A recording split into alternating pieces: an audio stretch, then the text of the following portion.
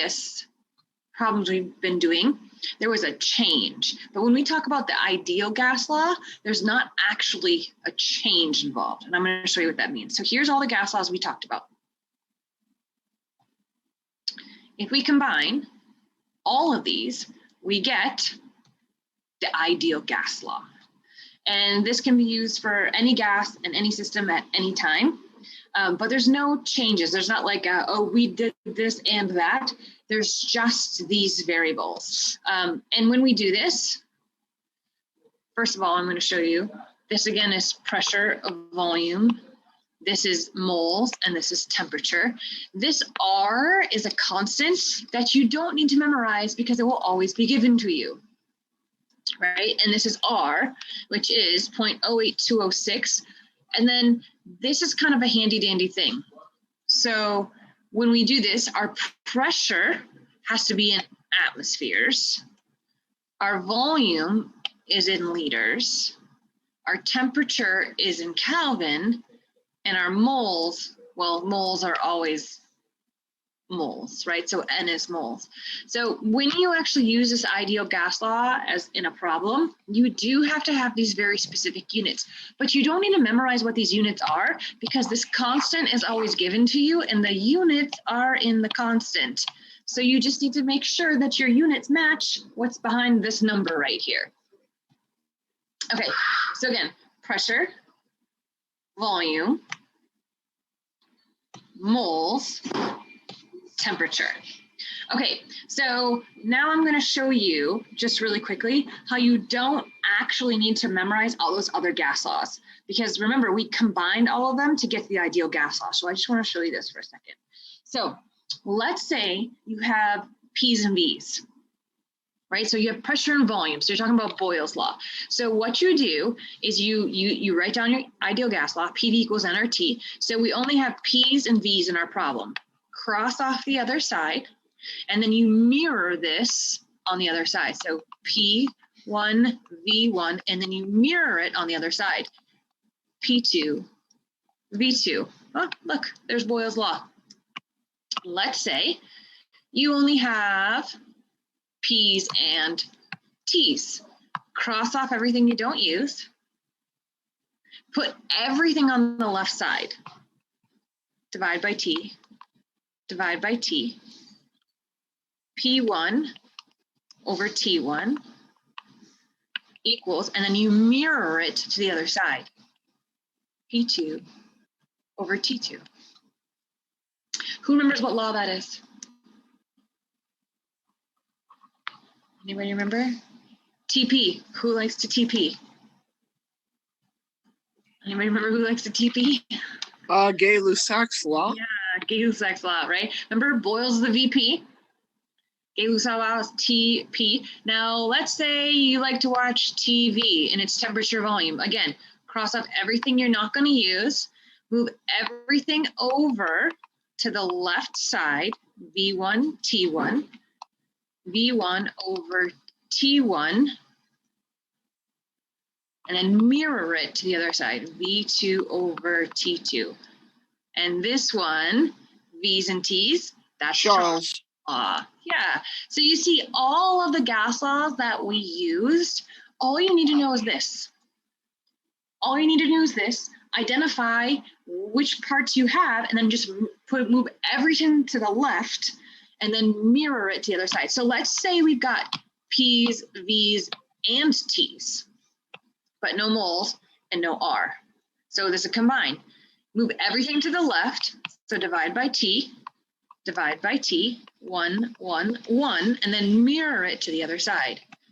P1, V1 over T1, right, equals P2, V2 over T2. That's the wonderful thing about the ideal gas law, right? So you don't need to memorize the individual laws. You just need to memorize who discovered them because it is kind of important. Okay, so again, here's what we did is we combined all these and Avogadro's, which I didn't do. We combined all of these to make this law. So therefore we can get all of these from this law. So as long as you remember your ideal gas law, PV equals nRT, you now know all of your gas laws.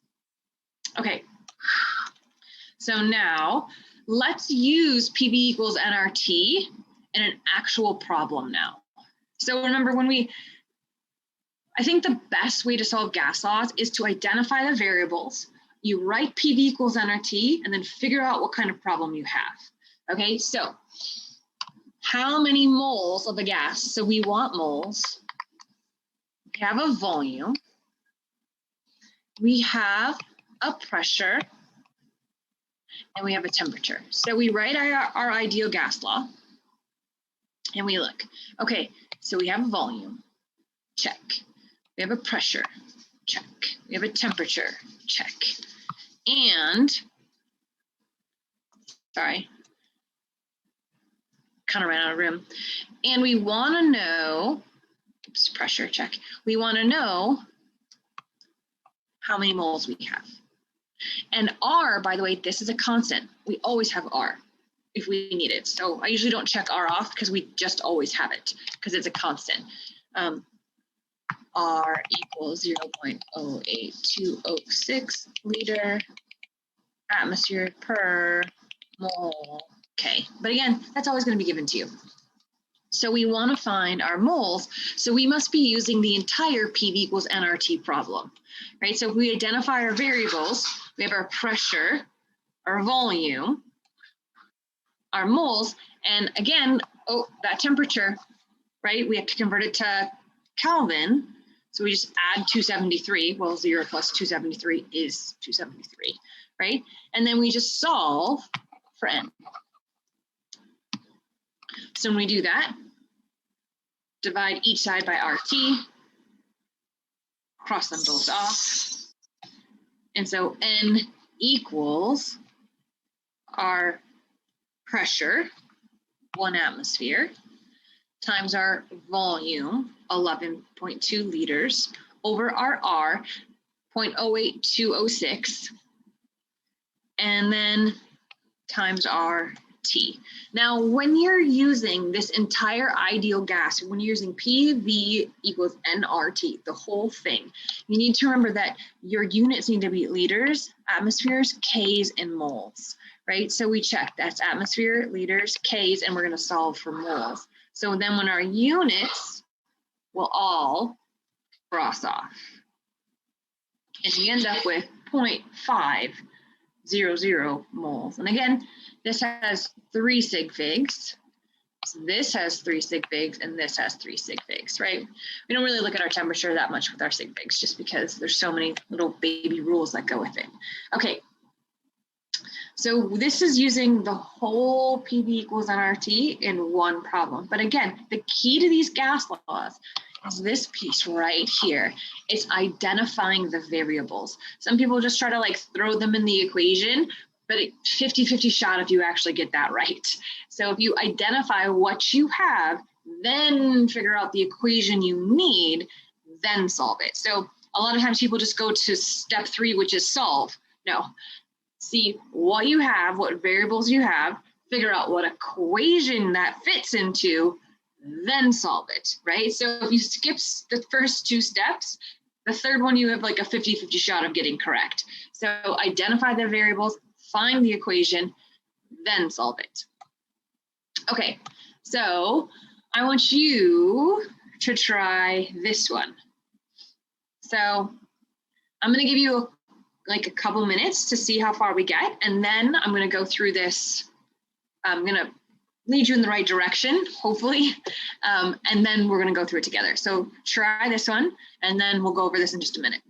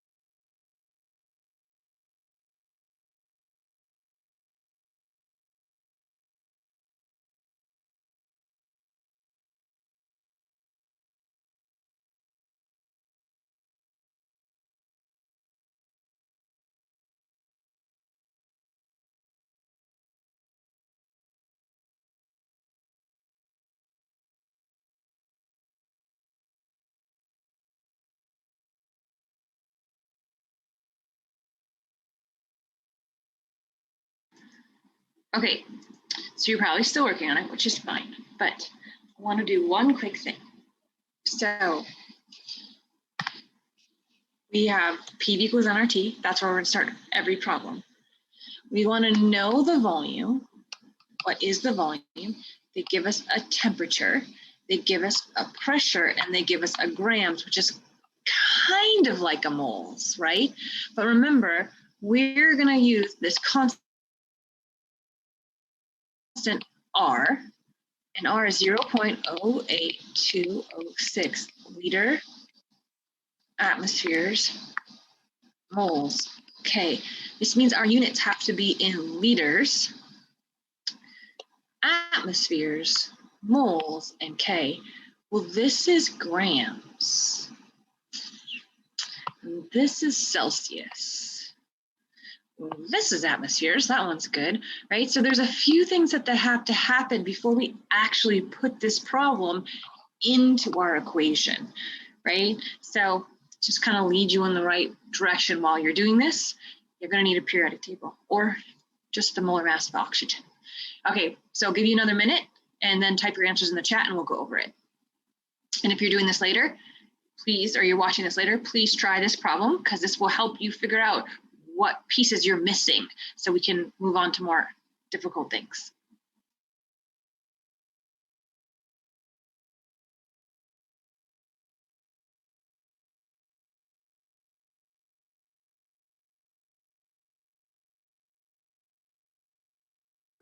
Celsius to Kelvin is plus 273, right? Yep.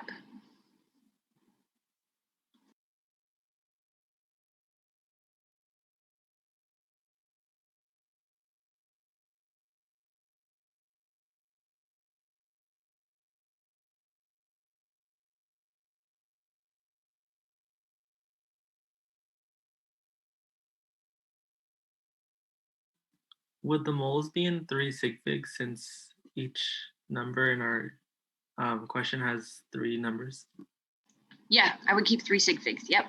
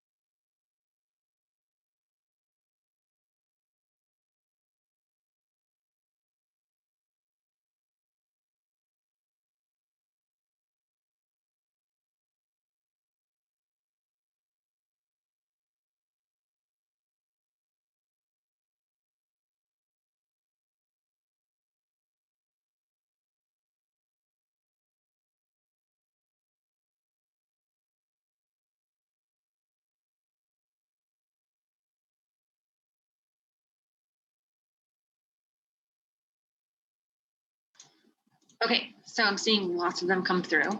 So we have a couple things before we can even start this problem, right? We have to first convert. So atmospheres, check, good on that one. Volume, that's what we're looking for. Moles, we're gonna have to find, and temperature, we're gonna have to find. So to do moles, now often you're gonna be given grams, but we're pretty good with converting grams to moles now, right? This is 2 oxygen, so remember it's 32 grams. So no, with 0.781 moles. So good there, got our moles. So then we identify our moles. And then we have to do our temperature. And remember temperature, Celsius to Kelvin, add 273. So we get 295.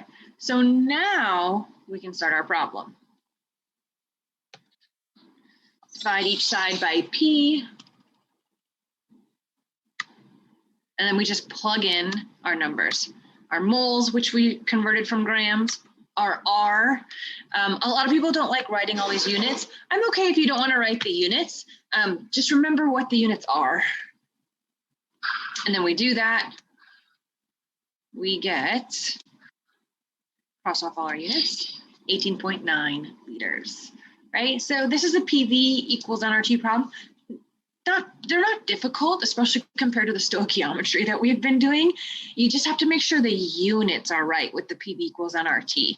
And so some people are like, well, what if I'm doing like a Boyle's law of P's and V's? Do those have to be in liter, atmosphere, K's, and moles? Not necessarily, but if you want to be safer than sorry when you're doing gases, just put everything into these units.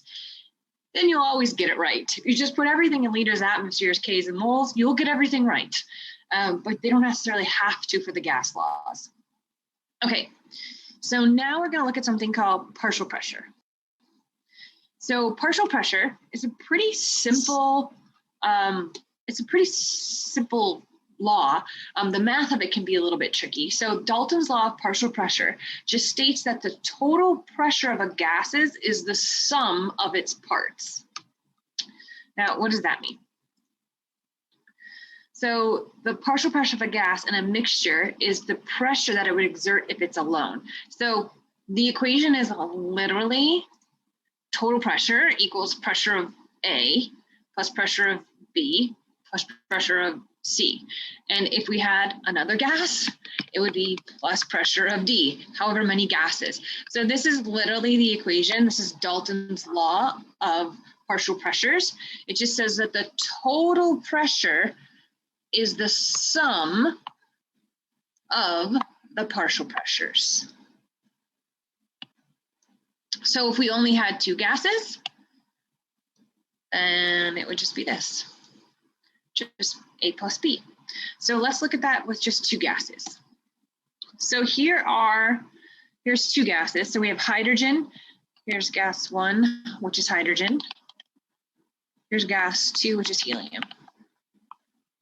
Here is hydrogen and helium put together. So you can see here's the pressure of gas 1, 2.4 atmospheres. Here's the pressure of gas 2, 6 atmospheres. If we take them both and put them in the same container, it's going to be 2.4 plus 6.8, or a pressure of 8.4. We just added them together. It's the same with the moles. If you have 0.5 moles and 1.25 moles and you put them in the same container, you would just add them, right? Same with partial pressures. So the total pressure is the pressure of hydrogen plus the pressure of helium. Our pressure of hydrogen is 2.4 atmospheres. Our pressure of helium is 6 atmospheres, which gives us a total of 8.4 atmospheres. So this is Dalton's law of partial pressure. So whenever you have two gases or more, you're going to be using this law. Okay, so now we often will use the ideal gas law when we're doing this. So for example, if we have two gases, like our hydrogen and our helium, they're in the same container, right? These two are both in the same container, right? So if they're in the same container, the temperatures are the same and the volumes are the same and the R's are always the same. The only thing that's going to be different is the moles, right? So we can use PV equals nRT, but the only thing we're going to change is this number right here because they're in the same container. And then we can get our total pressure by adding the two of them together. So we're going to come back to this slide, but first we're going to practice with it. Okay, so let's say we have a 1 liter flask. This is our flask. And in this flask, we have 5 times 10 to the negative 2 moles of neon. So our moles of neon is 5 times 10 to the negative 2 moles. And we have 5 times 10 to the negative 3 moles of argon. Our moles of argon is 5 times 10 to the negative 3 moles, but they're both in the flask. So that means the temperature of the flask is 30, right? and the volume of the flask is 1 liter. But we want to know the partial pressure of each gas, and we want to know the total pressure. Remember, Dalton's law says P total equals the pressure of one plus the pressure of the other. So in this case, P total will be the pressure of neon plus the pressure of argon. And the question is, how do we find the pressure of neon? How do we find the pressure of argon? So when we do this, we need to be able to find these two pressures. Okay, so I don't have enough room, so I'm going to go here. So again, we're going to have a flask. We have PV equals nRT.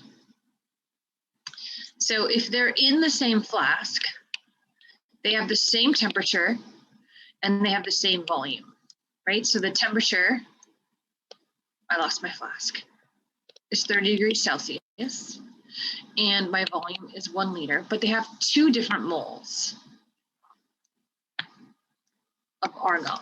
So if we're going to solve for our pressure of our argon, remember our R will be the same, our T will be the same, and our V will be the same. So if we do our pressure of our argon, we just use the moles of our argon, which is 5 times 10 to the negative 3 moles. And again, this is going to be pressure of our argon, times our R, 0.08206 liter atmospheres, moles, and K, times our temperature. But remember, can't put 30 in there, right? So we're gonna have to convert that, add 273 plus 273. That's 303 Kelvin.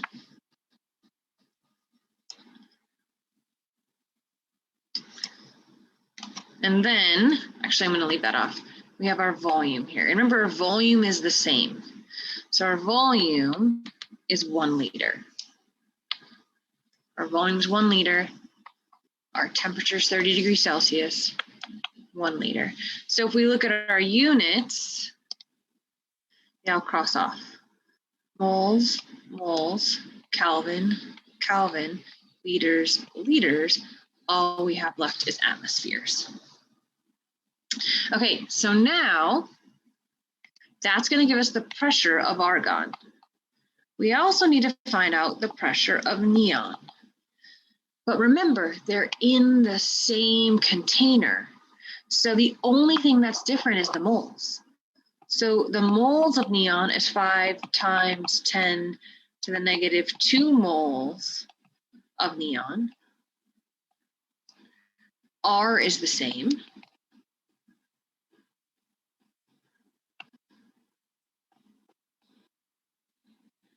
Per mole K. They're the same temperature because they're in the same container. They're the same volume because they're in the same container. And again, our units will cross off. Okay, so, and again here, oh, I made it just a littlest bit too big. We'll go over it in just a second. Okay, so when we do that, we get pressure of argon is, I didn't really leave enough room for your pressure of argon, did I? Sorry. The pressure of argon, when we solve this, does anybody get it yet? I think it's 1.24. And then we have to find our pressure of neon.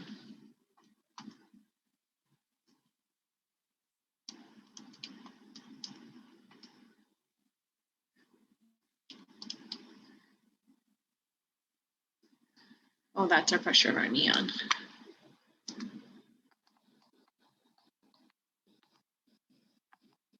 Next one is 0.124. Yes. It's too dark in here for my calculator to work.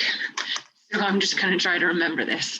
Okay, so here's our pressure of our neon and our pressure of our argon. If we want to know our total pressure, remember, P total is going to be the sum. So pressure of argon plus pressure of neon. So all we have to do is add them. right? And so maybe if I hold it to the sun, it will work. 0.124 plus 1.24, 1.36, 1.36 atmosphere. Or if I put it here like this, 0.124 plus 1.24 equals 1.36 atmospheres. And so this is using Dalton's law of partial pressure with the ideal gas law, which is often what you're going to see. So the key is to remember is that these are in the same container. So if we have two gases in the same container, so we have neon in here, and we have argon in here, they're in the same container. So therefore they have the same temperature and the same volume. The only thing that is different is their pressure and their moles, right? Okay, so I have this written much neater right here for now. So here where when we identified our variables, again, same volume, same temperature. And again, oh, I haven't told you this yet, R. Sometimes you're gonna see R as 0.08201, or you'll see it 0.08206. Whichever one you want to use is fine. Again, depending on the book and depending on your chemistry professor, some people use 0.0821, some use 0.08206. I'm going to use both because I want you to get used to seeing it both ways depending on who you have for chemistry next time. It doesn't matter to me which one you use. Your answers will be close enough. Okay, so here's our first one. Here again is argon. So our moles of argon are R, our temperature and our volume are all the same. So we get 0.124 of our argon. We do the same thing with our neon. The only thing that was different was our moles were of neon, right? That was the only thing different. Same R, same T, same V. So I don't know how many units, I couldn't make them fit on here. So when we do this, we got 1.24. So remembering Dalton's law of partial pressure says the total pressure is the sum of the parts. So we're just going to put our pressure of argon here, our pressure of neon here, and we add them up, and our total pressure is 1.36 atmospheres. So there's a lot to do here, but again, it's not so bad. As long as you kind of keep your variables assigned, they're not so bad. Okay, questions on this one at all before we go on? All right, so we're going to do another partial pressure problem. Okay, so this problem, and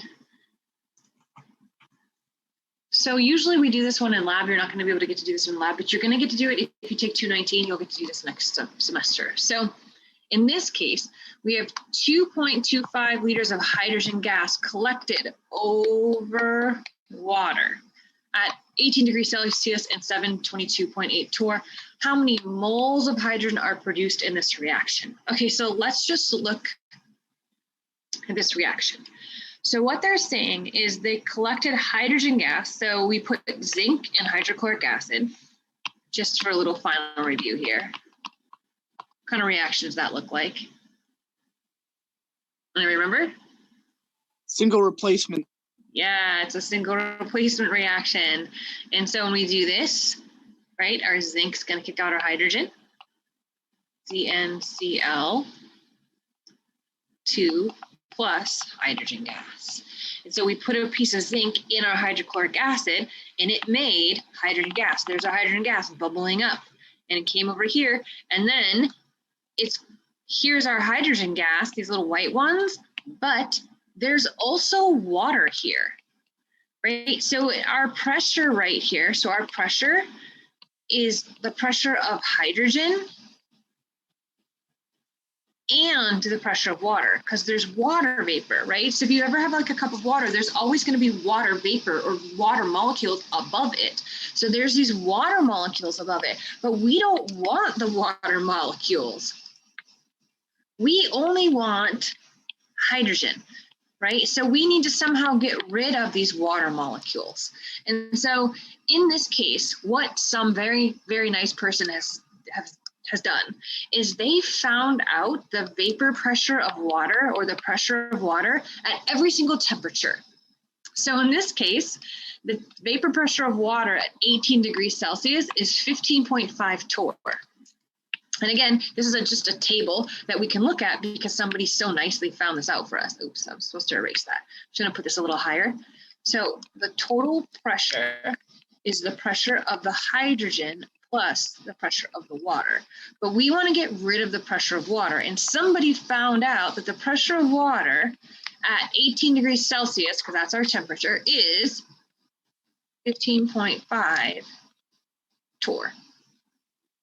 Now, we look at our problem up here. It says that the gas is collected over water at 18 degrees Celsius, and the total pressure here is 722. So our total pressure is 722.8. You see how we can get to our pressure of hydrogen here? We need to subtract out water. So we need to subtract out water. So if we take and we subtract 15.5, that will be our pressure of our hydrogen, right? So now, how do you know that you need to subtract out water? The key is this right here, over water, right? You know it's a pressure problem if it says collected over water, okay? Every time you see over water, this is the kind of problem we're looking at. And then you need to find the vapor pressure of water and plug it in. They're going to give you your total pressure. You need to subtract to get your pressure of hydrogen, because they want everything they're asking about is about hydrogen. So we need to make sure we answer everything in terms of hydrogen. Okay, so if we look at this, let's do our variables. We have a volume equals 2.25 liters. We have our temperature. Now, here is how I will do temperature, and I'll do this all the time now. I just immediately write the conversion so I don't forget. Just write it right away. And now our pressure, we have to figure out our pressure. 722.8 minus 15.5. I'm subtracting out the water. So my pressure is 707.3 torr. This equals 707.3 torr. But remember, let's see here, PV equals nRT. We want moles. How many moles? We have a temperature, we have a pressure, we have a volume, we always have R. Okay, so we need moles, we're using PV equals nRT, but PV equals nRT has to use liter, atmospheres, moles, and K. So I'm just gonna automatically write this conversion. 760 torr in 1 atmosphere. And again, when I identify my variables, I just automatically write these conversions in there, just so I don't forget later. Okay, so we have our V, our T, our V, our T, our P. We always have our R, and now we just need to solve. We just need to plug it all in. By the way, if you can solve this faster than I can, please solve it faster than I can. And my calculator is working very well. So I got 0.931 atmospheres. So if we have PV equals nRT, I'm going to solve for N, divide by RT, divide by RT. So that means that N equals PV over RT. My pressure is 0.931 atmospheres. My volume 2.25 liters.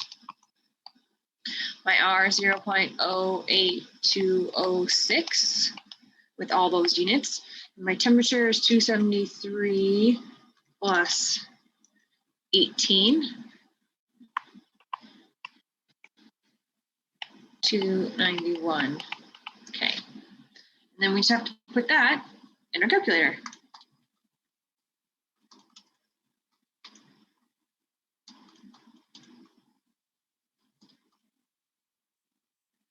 And I got my moles 0. Whoa.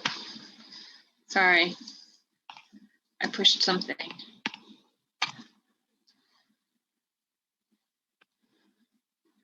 0.0877 moles. Okay, so I'm going to show you this all much neater. But again, the key to this problem, when you see collected over water, you need to find the vapor pressure of water, which will always be given to you. Always given to you. This number right here will always be given to you. The one in the problem is always the total pressure, and all we need to do is subtract out our hydrogen. And again, if you take 219, we do 3 experiments using this concept. So you're going to see it again and again and again and again. Okay, so let me show you this neater. So again, here's our variables. The 15.5 torr is always given to us. So we have our total pressure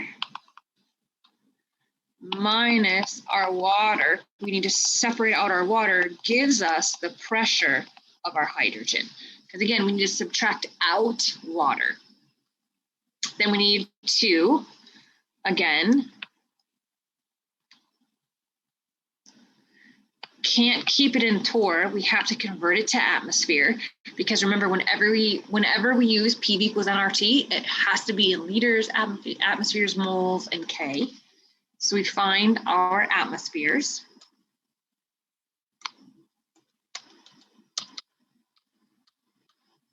Here's all of our variables now. And now we just use the ideal gas law. So, and we solve for N. So we just plug in our N, our R, our V, and our T. And we got 0.877 moles. Again, these units are always given to you because this constant is always given to you. So it'll be at the top of like every quiz and every exam. The constant will be here, just like this. It'll say R equals that. So you know that if you use PV equals nRT, the units have to be in liters, atmospheres, moles, and K. So you don't have to memorize that. You just need to remember to look at your constant. And that's going to tell you what units you have to use. Okay, any question on partial pressures?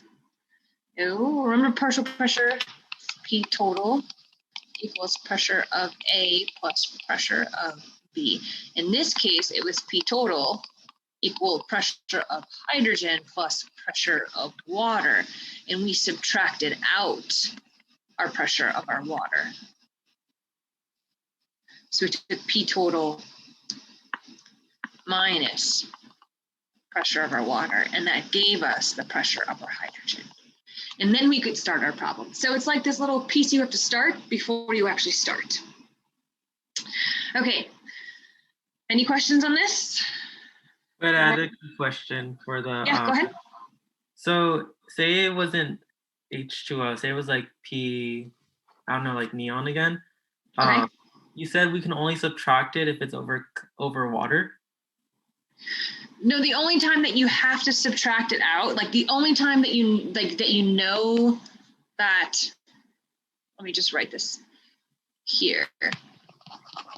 The only time you know that you absolutely have to do this, if they give you a total pressure and it says it was collected over water. So you have pressure of some gas and it says over water. That means you're talking about this equation right here. Right, so it's not going to say that water is there. It's just going to say that it's collected over water. So this needs to like ring a bell in your head that that you're going to need to use this equation. On the first one we did, the first one literally said we have neon and we have argon. So you're like, oh, that's two gases. So, oh, okay, I know I have to use the Dalton's law. But this one's not going to say, hey, you've got two gases. It's just going to say it was collected over water. So in your brain, you need to go, oh, that's two gases. It's water and hydrogen, and the other gas, which is almost always hydrogen. And how did we know about the 15.5 torr? That was given to us in the problem. So let me just go back.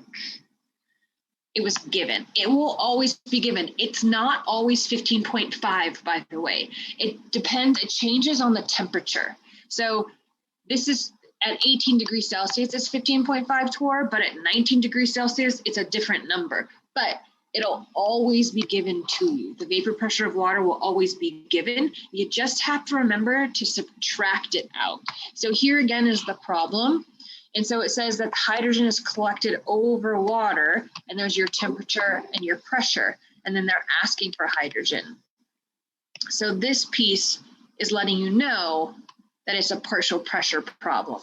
The problem before was much more direct because it said, we've got argon and we have neon, find their pressures, right? That was a little more direct. This is a little more subtle and it's easier to miss. So whenever you see collected over water, that's the kind of problem that's going to have a partial pressure piece in it. Okay, any other questions? These are great questions, by the way. Oops, any other questions on this? We're gonna do more of these in the end. Okay, so now we're gonna take a little bit of break from math and we're gonna talk about kinetic molecular theory, which is actually super fun. I'm gonna go through it quickly and then I'll talk about what these things mean. So this is really just, again, talking about the behavior of gases, and we call it KMT, or kinetic molecular theory. So it just says that gases, and we've already talked about this a little bit, gases are composed of small and widely separated particles. Those particles behave independently of one another. It means they're not attracted to each other, they're not repelled by each other. Each particle of a gas is in a rapid straight line motion until it collides with another molecule or the wall of the container. We already talked about these. We're going to talk about them in more detail in just a second. The next one is the pressure of a gas arises from the sum of the collision of the particles within the walls, with the walls. So remember we had our really interesting pressure example, right, from Sparta, from 300. It's just when the pressures hit the walls, that's what when the gas molecules hit the walls, that's what creates pressure. They hit the walls harder, pressure is higher. They hit the walls faster, pressure is higher. The average kinetic energy depends on the absolute temperature. Kinetic energy and temperature are directly related, so we could almost have them interchangeable for our parts. Okay. Now, let's talk about those in a little bit more detail. So the gases are small and widely separated. That's why gases have such low volumes and such low densities. So we already talked about this at the very beginning. Low densities, and they're really highly compressible because of that. So that's our small and widely separated particles. That's our first postulate of kinetic molecular theory. Now, the second one says they behave independently of one another unless they collide, and they're not attracted and they're not repulsed by each other. So even if one is, let's say you had two particles that are both positively charged, it's saying that they don't repel each other, right? Or one that's positive and one's that negative. It's saying they don't attract each other, right? So this is not necessarily true, but the math gets too hard if we don't assume this. Our next one is, and this next one, this is the one that I said, if you think about gases, think of them on a pool table, but instead of pool balls, bouncy balls. right? So each particle in a gas moves in a straight line motion until it collides with another molecule or with the container. And the collisions are perfectly elastic. So think of like you playing pool with bouncy balls, but the bouncy balls never lose energy and never stop moving. That's kind of what gases are like. So they collide and they have perfectly elastic collisions, like two bouncy balls hitting each other. And they never lose energy. So they just keep going. It's perpetual bouncy ball game of pool. And that's what gases are like. And this is what we're talking about when they move in a rapid straight line motion. Okay.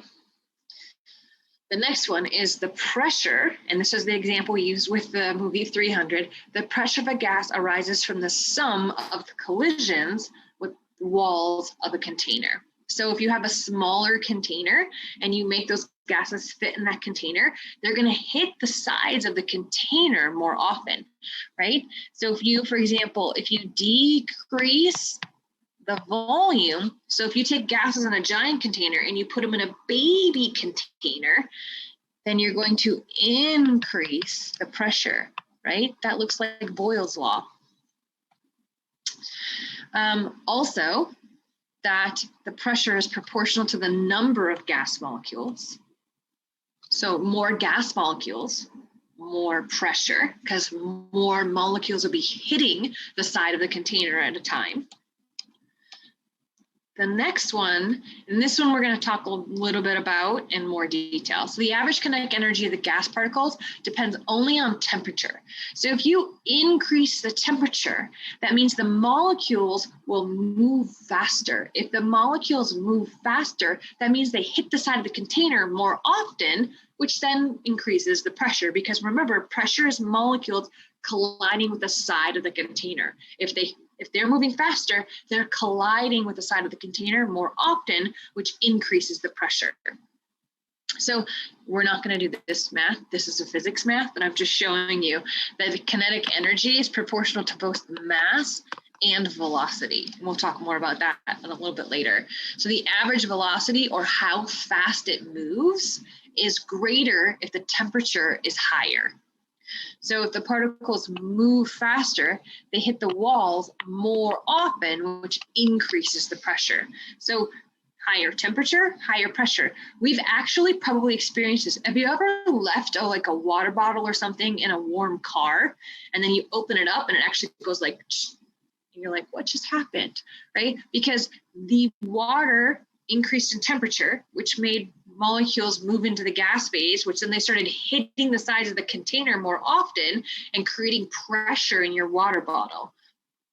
And so higher temperature, higher pressure.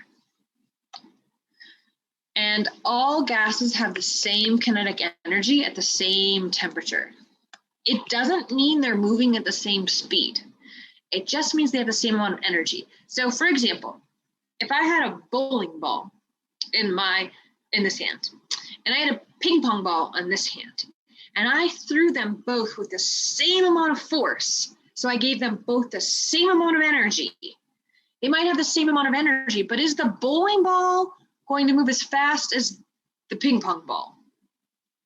No, the ping pong ball is lighter, so it's going to move faster, right? Because kinetic energy is proportional to 1/2 mass times velocity squared. So they might have the same energy. Doesn't mean they're moving at the same speed. And we're going to talk about that one a bunch here. Okay, so here's a graph. So this, what you're going to see right here, so this is the fraction of the particles at a specific velocity, and this is how fast they're moving. So the blue line is a low temperature, the red line is a high temperature.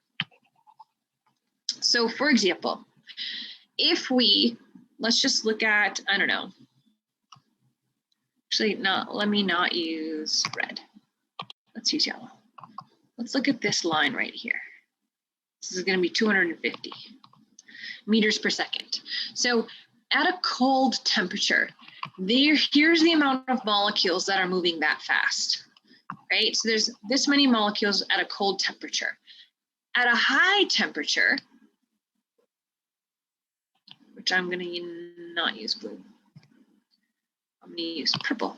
At a higher temperature, you can see there's more molecules moving faster, right? There's more molecules moving at that speed or above at a high temperature, right? So if we increase the temperature, we increase the kinetic energy and they move faster. Okay, so let's try and use that one. So I have three gases. I have argon, carbon dioxide, and hydrogen. They're all at the same temperature. They're all in the same room. Which one of these gases has the greatest average kinetic energy? So type this in the chat. You can either type it to me privately or publicly, or write it down if you're watching this later. And you have three options, right? Three options: AR, CO2, H2. They're all at the same temperature. So which one has the greatest average kinetic energy? Okay, I'm seeing some answers.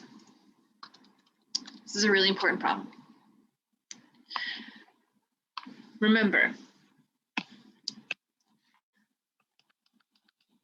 all gases have the same average kinetic energy at the same temperature. Remember, if I have a bowling ball and if I have a ping pong ball and I throw them with the same amount of energy, they may have the same amount of energy. It doesn't mean they're moving the same speed. It just means they have the same amount of energy. So we need to try and separate speed from energy here. So which one has the greatest average kinetic energy? The next one we're going to look at is which one has the greatest average velocity. Okay, I'm going to tell you, these two answers are not the same, right? They're not the same.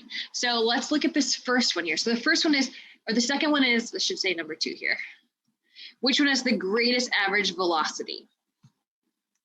So the average kinetic energy, remember, at the same temperature, they all have the same kinetic energy. Bowling ball, ping pong ball, same amount of energy, doesn't mean they're moving the same speed. So which one's going to move at the greatest average velocity? Which one of these three gases is going to move the fastest? Seeing a few of these now. Yeah, the lighter one's going to move faster, right? If I have a bowling ball and I have a ping pong ball and I throw them with the same amount of energy, that ping pong ball is definitely moving faster, right? So even though they have the same amount of energy, it doesn't mean they're moving at the same speed, right? So these two pieces, average kinetic energy, remember, same temperature, same energy. When we're looking at velocity, the lighter one's going to move faster. So that brings us to diffusion. So diffusion is pretty easy, right? We've talked about diffusion. We know diffusion. It's just random movement, moving from a high concentration to a low concentration, right? We've all experienced diffusion. We already talked about that one. I'm going to talk for just a minute about effusion. So this is diffusion. Now I'm going to talk about effusion, right? I'm making it very clear. So effusion is just movement through a tiny hole, right? So if you think about like a balloon, right? You go to the store, you go to Party City at somebody's party, you get those helium balloons, and what happens to the helium balloons by the next day?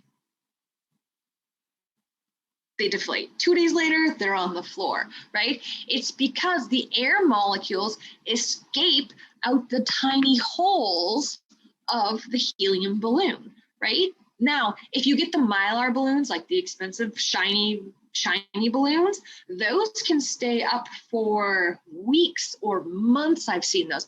It's because the holes are smaller. So the air molecules can't get out as easy, so they stay higher longer, right? So effusion is movement through a tiny hole. Okay, so one quick thing.